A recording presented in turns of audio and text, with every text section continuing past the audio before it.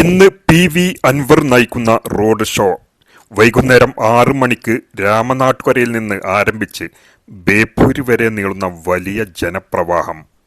100 കണക്കിന് പ്രവർത്തകരും പൊതുജനങ്ങളും പങ്കെടുക്കുന്ന ഈ റോഡ് ഷോ രാഷ്ട്രീയ ആവേശം ഉയർത്തുമെന്ന കാര്യത്തിൽ യാതൊരു സംശയവുമില്ല.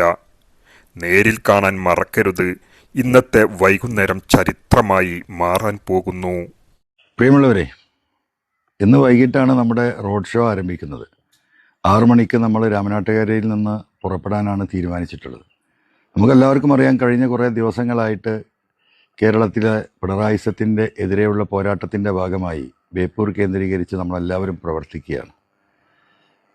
അതുകൊണ്ട് ഇന്ന് നടക്കുന്ന റോഡ് ഷോ വിജയമാക്കി തീർക്കേണ്ടത് നമ്മുടെ എല്ലാവരുടെയും ആവശ്യമാണ്.